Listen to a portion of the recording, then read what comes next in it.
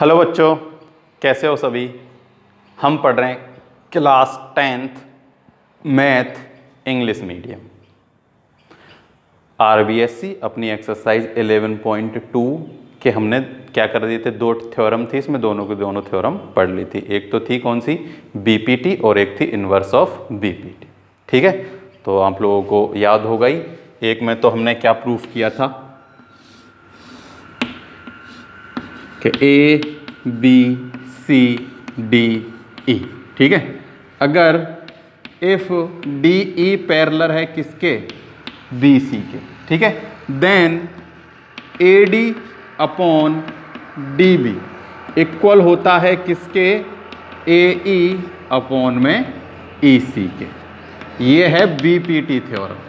कौन सी थ्योरम है, BPT theorem. और ये हम प्रूफ भी कर चुके हैं। क्या कर चुके हैं, प्रूफ कर चुके हैं कि अगर ये दोनों लाइन पैरेलल हैं तो ये जो लाइन है ये क्या करती है, जो दो साइड हैं उनको इक्वल रेशो में डिवाइड करती है, यानी A D upon D B, A E upon में E C, A D upon D B और ए ई अपॉन ई सी, ठीक है। और अगर ऐसे है, यानी A D upon D B equal given है ए ई अपॉन ई सी के, तो इसका मतलब क्या है कि जो डी ई है ना वो पैरेलल है किसके, बी सी के।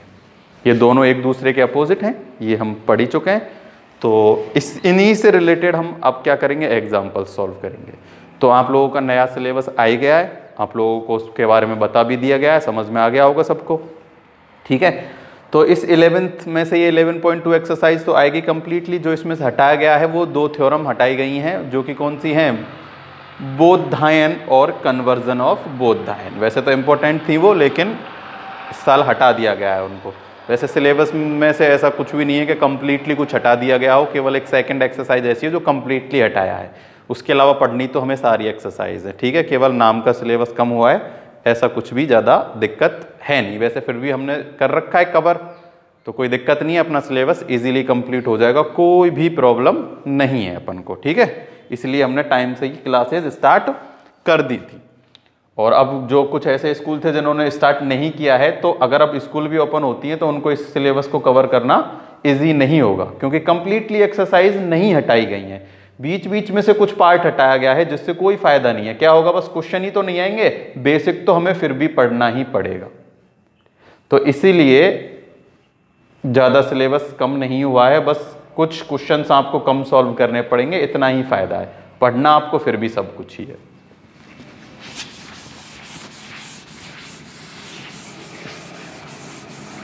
तो सॉल्व करते हैं एग्जाम्पल नंबर फर्स्ट कि in triangle A B C, क्या है, एक ट्रायंगल है। एग्जाम्पल नंबर फर्स्ट है in triangle A B C, ठीक है। डी ई पैरेलल है, यहां लिखते हैं डी ई पैरेलल है किसके, बी सी के। ये गिवन है, क्या है, हमें गिवन है। और ए डी अपॉन में D B, A D upon में डी वी इक्वल है 3/5 के, ठीक है। उसके अलावा ए सी जो है वो गिवन है कितनी, 5.6। और हमें करना है find the value of A E, A E find करना है। क्या फाइंड करना है, ए ई। तो सबसे पहले ट्रायंगल बनाते हैं, एक ट्रायंगल ए बी सी। ये रहा triangle A B and C, clear. D E parallel है बी सी के, तो ये खिंच गई लाइन, डी ई पैरेलल है बी सी के। और प्रूफ करना है हमें ए ई। तो देखो हमें क्या गिवन है, A D upon D B, यानी ए डी तो है 3, डी बी है 5, और ए सी ये यहां से यहां तक कंप्लीट कितनी है, 5.6। और हमें फाइंड करना है ए ई, यानी कि ये वाला पार्ट फाइंड करना है। तो इसका हमें कोई काम ही नहीं है ना, ना तो ये हमें गिवन है और ना ये हमें फाइंड करनी है, ठीक है। तो देखो पैरेलल गिवन है, तो मैंने आप लोगों को बताया जब भी पैरेलल गिवन है तो इसका मतलब वो जो बीपीटी थ्योरम वो क्या हो रही है, अप्लाई हो रही है। तो बीपीटी थ्योरम अप्लाई करेंगे। कौन सी, बीपीटी। बीपीटी थ्योरम का क्या मतलब है कि एडी अपॉन में डीवी, एडी अपॉन में डीवी इक्वल होगा किसके, एई अपॉन में ईसी के, एई अपॉन में ईसी के। और पीछे हम लिख देंगे बाई बीपीटी, यानी बेसिक प्रोपोर्शनल थ्योरम। ठीक है, बेसिक प्रोपोर्शनल थ्योरम के से हम ये प्रूफ कर चुके हैं कि अगर ये दोनों लाइन पैरेलल हैं तो ये दो जो लाइन है, ये जो डी और ई पर क्या हो रही है, कट रही हैं, ये इक्वल ही रेशो में क्या हो रही हैं, डिवाइड हो रही है। तो देखो AD अपॉन में DV हमें गिवन है, AD है 3 और DE है कितना 5, तो लिख लेते हैं 3/5। AE हमें फाइंड करना है तो AE हमने फाइंड करना है, तो AE हमने यहां पर लिख लिया है। अब देखो इस EC का कोई काम है क्या, यहां से यहां तक की इस वैल्यू का नहीं है, हमें तो AE फाइंड करना है। अगर मैं ऐसे लिख लेता हूं कि AC माइनस EC बराबर कितना होगा, AE तो होगा, देखो यहां समझाता हूं, ये AC लाइन है, कौन सी है, AC, यहां से यहां तक, जो कि हमें कितना गिवन है 5.6। ठीक है, इसमें से मैं माइनस कर देता हूं EC, यानी कि 5.6 में से माइनस किया कौन, क्या, EC, तो कितना आएगा, ये जो AE है यही तो आएगा, आएगा नहीं आएगा, आएगा। तो अब मैं ऐसे यहां इस EC, मतलब इस EC की जगह लिखना है तो ऐसे भी लिख सकते हो क्या, कि 5.6 माइनस AE, ऐसे भी लिख सकते हैं ना, AE बराबर क्या आएगा, EC। इस EC को हटाना है हमें, यहां EC है ना, इस EC को हटा के हम क्या लिख देते हैं, AE माइनस, क्या माइनस कर दिया, देखो AC में से माइनस करेंगे AE, तब क्या बचेगा, EC, और यहां EC ही है तो AE को तो AE लिखेंगे, इस EC की जगह हम क्या लिख सकते हैं, AC माइनस AE, तभी तो EC बचेगा। EC की जगह क्या लिख रहे हैं, देखो गौर से देखो, AC में से माइनस करेंगे क्या, AE, तो क्या बचेगा, EC, तो AC माइनस AE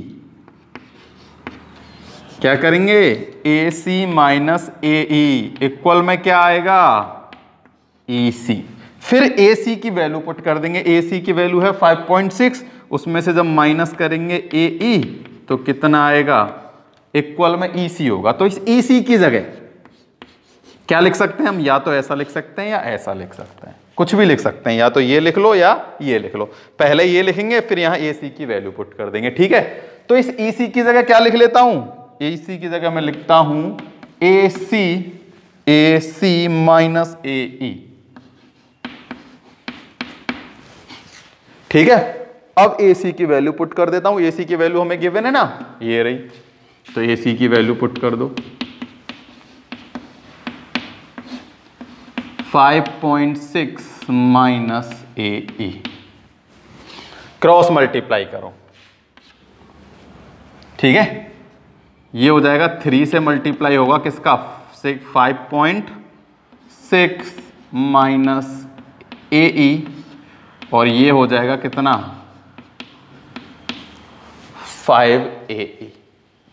क्लियर, अंदर मल्टीप्लाई करके AE को उधर ट्रांसफॉर्मेशन कर देंगे। देखो इनका अंदर मल्टीप्लाई करो, कितना आया 16.8, और यहां आ जाएगा माइनस के 3AE। अब ये भी AE है, ये भी AE है, तो इस AE का उधर ट्रांसफॉर्मेशन कर देते हैं तो नेगेटिव से पॉजिटिव में आ जाएगा। तो 5 और 3 8AE आई समझ में, नेगेटिव का है, इसको हम उधर ले गए, पॉजिटिव हो गया, तो 5 और 3 ऐड हो गए, कितना आ गया 8AE आ चुका है। अब हमें AE की वैल्यू तो फाइंड करनी है, किसकी वैल्यू फाइंड करनी है, AE की, तो 8 का हम इसमें डिवाइड दे देते हैं, तो AE इक्वल्स टू 16.8 अपॉन में 8, कितना आ चुका है 2.1, ए की वैल्यू आ चुकी है। देखो आंसर तो आ चुका है, कंप्लीट हो चुका है, ठीक है। लेकिन अब हम सोचेंगे समझेंगे कि ये अपना क्वेश्चन आंसर सही है या नहीं है। ये भी चेक करना बहुत जरूरी है, जल्दबाजी में ऐसे मत कर देना आंसर आगे छोड़ दी। तो चेक करना है कि ये आंसर सही है या नहीं। और ये हम कैसे चेक करेंगे? इसकी हेल्प से कि ये इक्वल प्रूफ होना चाहिए, यानी इनका रेशो क्या होना चाहिए? इक्वल होना चाहिए। तो देखो मैं केवल रफ वर्क में इधर आपको चेक कर रहा हूं केवल कि देखो AD अपॉन DV कितना है 3/5। AC कितना है? AC अपने पास आ गया 2.1। अब बात करते हैं EC की। तो EC अपने पास नहीं है लेकिन हम इजीली फाइंड कर सकते हैं क्योंकि अपने पास AC आ गया और AE आ गया, ठीक है। देखो AE की वैल्यू यहां पुट कर दो, AE 2.1 है ना, यहां पुट कर दो 2.1, तो ये हो जाएगा 3.5। कितना हो जाएगा? 3.5। अब इन दोनों का रेशियो इक्वल होना चाहिए। तो देखो कैसे होगा, इसका इसमें डिवाइड देंगे ना तो पॉइंट लगा के ये हो जाएगा 0, कितना आ जाएगा 6, कितना आ जाएगा 6। सेम यहां पॉइंट से पॉइंट हट गया, इक्वल पॉइंट लगाया, यहां लगा दी 0, तो 6 देखते हैं आता है कि नहीं आता। 0 हंसने लगी 3, देखो 35 बन जा 35, मतलब हमें क्या करना है? डिवाइड देना है, ठीक है। तो किसका देना है?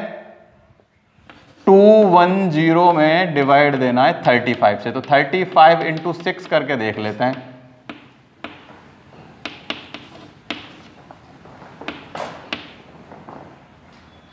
क्या करना है? डिवाइड देन मल्टीप्लाई करना है। कितना आ गया? 210 आ गया, तो 0.6 टाइम ही जा रहा है। तो दोनों रेशो कैसे आ गए हैं? सेम आ चुके हैं। और ये ही अपनी कंडीशन है भाई, यही तो हमने पढ़ा है बीपीटी थ्योरम में। क्या पढ़ा है कि अगर एक लाइन दूसरे के पैरेलल है तो वो जो लाइन पैरेलल है यानी ये जो DE है ये इन दोनों साइडों को इक्वली 2 रेशो में डिवाइड करती है। तो ये ऐसे हमने लिखा है बाय बीपीटी, तो ये चेक भी तो करना जरूरी है ना कि ये सही है या नहीं। तो ये अपना बिल्कुल सही है। आंसर कितना आ गया? 2.1 आंसर आ चुका है। क्लियर? ये हो चुका है अपना एग्जाम्पल नंबर 1 कंप्लीट। ठीक, अब करते हैं हम नेक्स्ट।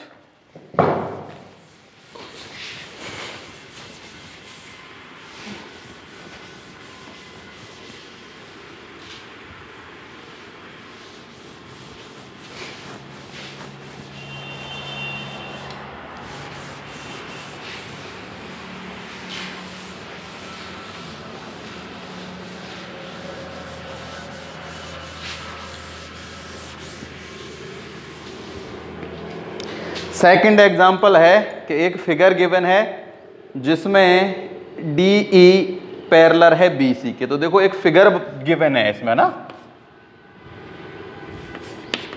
Example second.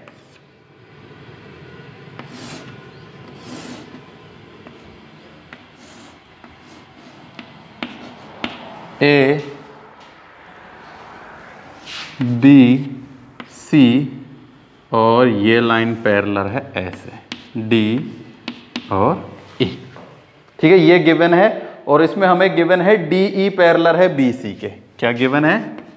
जो DE है ये DE पैरेलल है किसके?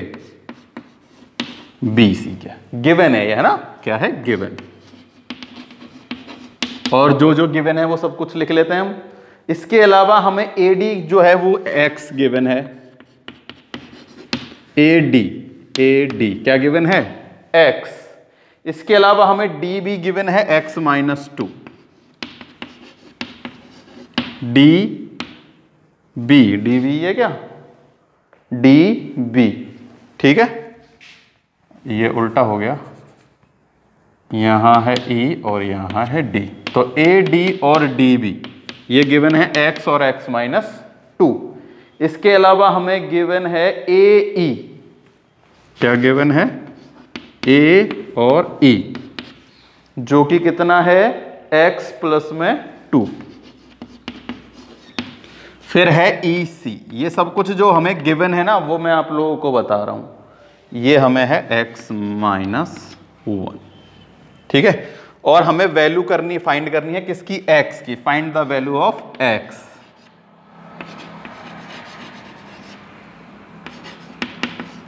क्या फाइंड करना है, ये जो x है ना, इस x की वैल्यू फाइंड करनी है, ठीक है।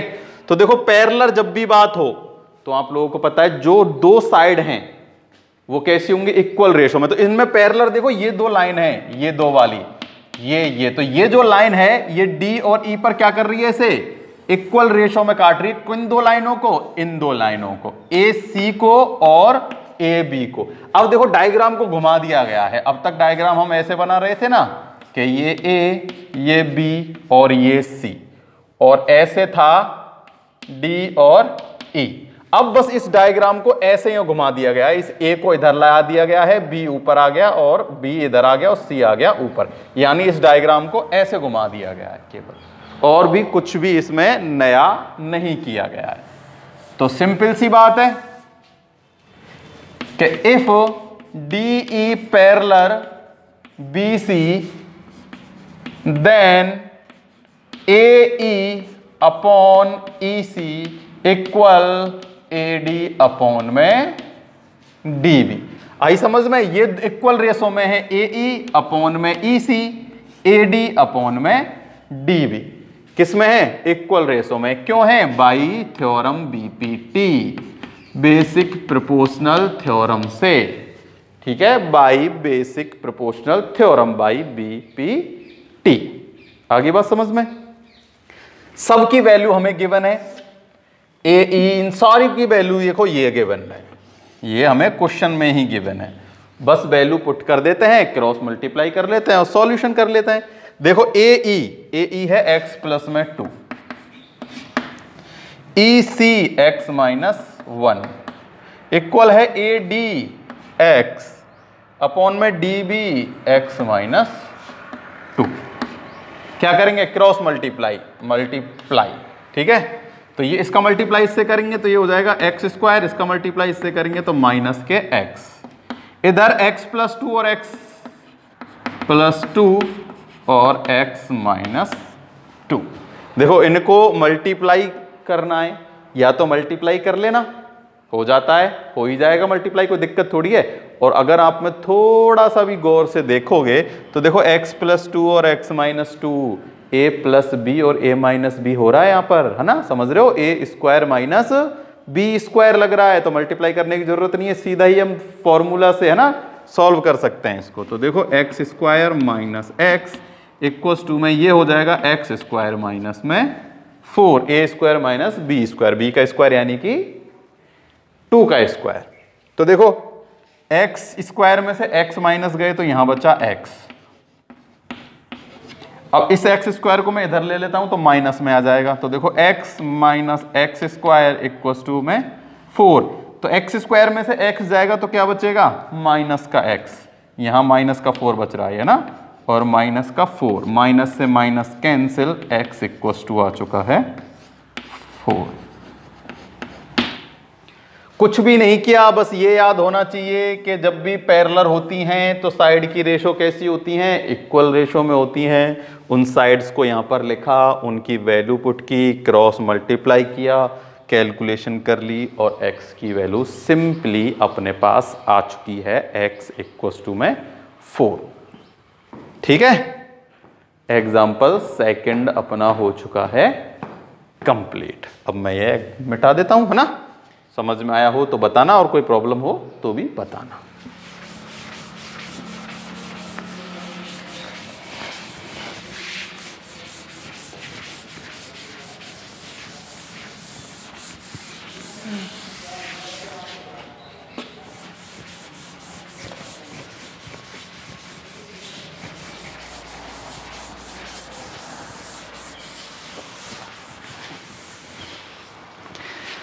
चैप्टर अब है exercise 3। In A trapezium ABCD AB parallel DC and EF are situated on AD and BC respectively, then such that EF parallel AB, then prove that AE upon ED equal BF upon में AC। देखो ये अच्छा question है ना, example number 3। Easy है, कोई दिक्कत की बात नहीं है, लेकिन अच्छा क्वेश्चन है। देखो एक ट्रेपीजियम है, तो हम एक ट्रेपीजियम बना लेते हैं।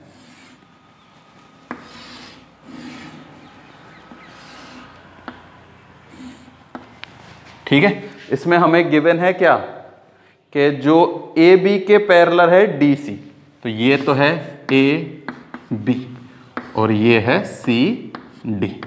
ये क्या है, दोनों पैरेलल हैं, साथ के साथ में लिखते जाते हैं ना कि A B parallel D C के। फर्स्ट, अब उसने कहा है कि E and F situated on A D and B C. A D और बी सी पर ई और एफ कहीं सिचुएटेड है, ए डी पर और बी सी पर सिचुएटेड है। कौन कौन से पॉइंट, ई और एफ। तो ये तो है ई और ये है एफ। ठीक है, और इसने कहा है कि जो ई एफ है वो ए बी के पैरेलल है। किसके, इस ए बी के। तो यानी कि ये एक ऐसे लाइन है सीधी। ठीक है, और ये जो ए बी के ही पैरेलल है क्या,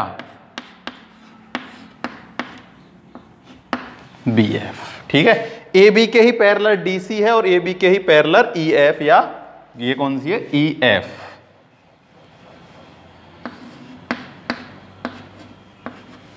ठीक, अब हमें प्रूफ जो करना है, हमें क्या करना है, प्रूफ करना है। वो क्या करना है, वो हमें करना है ए ई अपॉन में ई डी, ए ई अपॉन में ई डी इक्वल है बी एफ अपॉन में F C.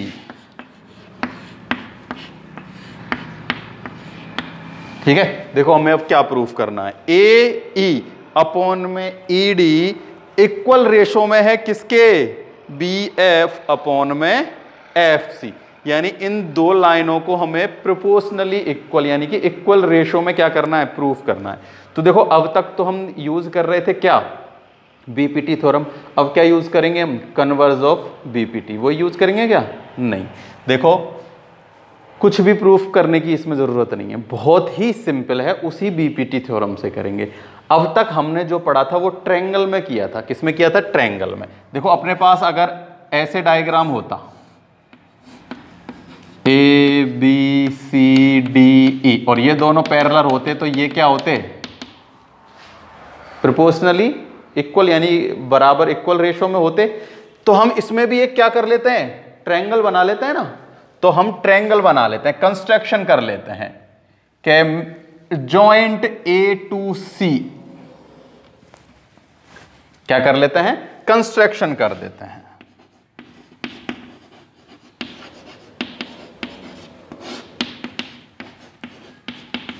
Join A to सी, क्या कर लिया हमने, जॉइन कर लिया गया है ए से सी को, जो कि कहां से पासेस थ्रू हो रही है, पॉइंट जी से। कहां से पासेस थ्रू हो रही है, यहां एक कोई पॉइंट जी है, which is passes through from point जी,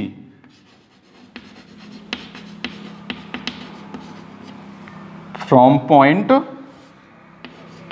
जी, जो कि किस पर है, ई एफ पर है। किस पर है, ई एफ पे, ये ना पॉइंट जी।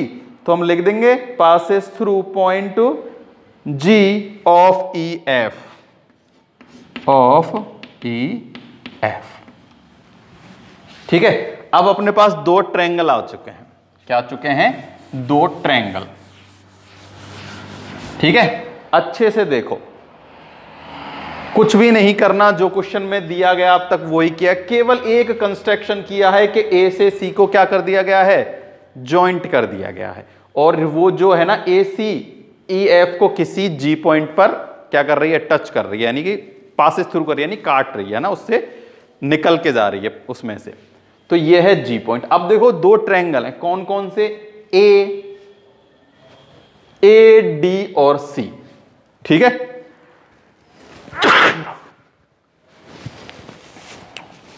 सॉरी, कौन कौन से हैं, ए डी और सी, ठीक। और ये एक लाइन है ई जी, जो कि ई जी किस पर है, ई एफ पर ही है। और देखो क्वेश्चन में क्या गिवन है, ए डी अपॉन में डी वी, ये तो देखो इक्वेशन फर्स्ट मान लो और इसको मान लो इक्वेशन सेकंड। देखो ए बी के पैरेलल ही है ई एफ, समझ रहे हो, और ए बी के ही पैरेलल है डी सी, जो कि हमें क्वेश्चन में गिवन है। तो इन दोनों से अगर हम कंपेयर करें तो डी सी जो है वो किसके पैरेलल होगी, ई एफ के पैरेलल होगी। भाई तीन लाइनें हैं, 1 2 एंड 3, ये और ये पैरेलल हैं, और ये पैरेलल हैं। तो सिंपल सी बात है, ये और ये भी पैरेलल होगी, होगी नहीं होगी, बिल्कुल होगी। तो ये दो लाइन कैसी हो गई, पैरेलल हो गई। पैरेलल हो गई तो इसका रेशो अपॉन इसका इक्वल होगा किसके, इसके और इसके, ठीक है। सेम इस वाले ट्रायंगल में, ए सी बी वाले ट्रायंगल में ई एफ पैरेलल है किसके, ए बी के, क्योंकि ये तो गिवन है A B parallel D C और A B parallel E F. तो जब ई एफ पैरेलल है तो ये जी एफ भी क्या होगी, पैरेलल होगी।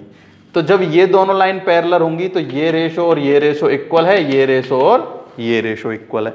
तो देखो इस लाइन के इक्वल ये रेशो है, इस लाइन के इक्वल ये रेशो है, तो ये दोनों भी आपस में कैसे रेशो शेयर करेंगे, इक्वल रेशो शेयर करेंगे, ठीक है। तो देखो अब मैं आपको बताता हूं कि करना कैसे है। सबसे पहले लेंगे क्या, ट्रायंगल ए डी सी, ठीक है, और लिखेंगे डी सी पैरेलल है किसके, ई जी के, ठीक है। और पीछे लिख देंगे from equation first and second, यहां क्या लिख देंगे, from equation first and second से, ठीक है। क्योंकि देखो ए बी इक्वल है डी सी के और ए बी इक्वल है ई एफ के, तो ये दोनों लाइनें भी आपस में कैसी होंगी, पैरेलल हो जाएंगी, ठीक। जब पैरेलल हैं तो सिंपल सी बात है, ए ई अपॉन में A D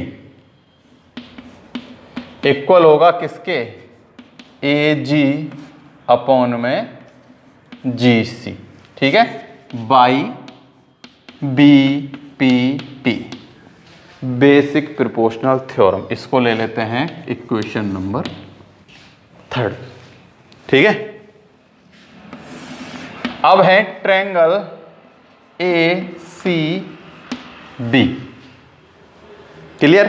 same A B parallel है किसके, जी एफ के, ये हमें गिवन है, क्योंकि जी पॉइंट किस पर है, ई और एफ पर ही है। तो ये दोनों आपस में कैसी होंगी, पैरेलल होंगी, ये गिवन है। जब ये पैरेलल होंगी तो ए जी अपॉन में जी सी इक्वल होगा किसके, बी एफ अपॉन में F C by B P T, by basic proportional theorem. इसको मान लेते हैं इक्वेशन नंबर 4। अब देखो जो हमें प्रूफ करना था वहां आ जाओ, ए ई अपॉन में ई डी, ए ई अपॉन में ई डी, उसके इक्वल क्या होना चाहिए, बी एफ अपॉन में एफ सी।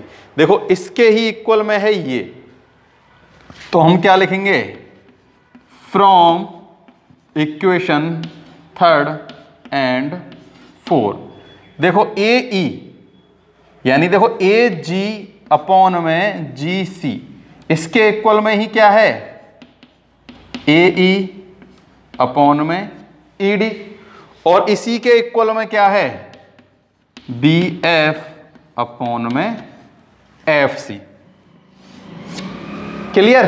तो जो हमें प्रूफ करना था, इन दोनों को इक्वल लेके आना था। देखो ये दोनों इक्वल आ चुकी हैं, ए ई अपॉन में ई डी इक्वल है बी एफ अपॉन में एफ सी, हैंस प्रूफ। क्या हो चुका है, हैंस प्रूफ हो चुका है। तो ये हो गया अपना एक्सरसाइज नंबर 3। इसमें केवल एक ये कंस्ट्रक्शन करना है और कुछ भी नहीं है, सिंपल है। ये दोनों लाइन पैरेलल हैं, ये दोनों लाइन पैरेलल हैं, तो वही बीपीटी थ्योरम ये लगा देंगे। दो जो यहां लगी एक बीपीटी थ्योरम, एक लगी यहां। अब इन दोनों को जब भी हम कंपेयर करेंगे, देखो ए जी के इक्वल में ये है और ए जी के इक्वल में ही ये है, तो ये दोनों भी आपस में क्या हो जाएंगी, इक्वल हो जाएंगी, जो कि ये हो चुकी हैं, और ये ही हमें प्रूफ करना है। क्लियर, सिंपल है, कोई भी दिक्कत नहीं है। कोई भी प्रॉब्लम हो तो कमेंट बॉक्स में करके कमेंट बता देना। आज के लिए केवल इतना ही। Thank you.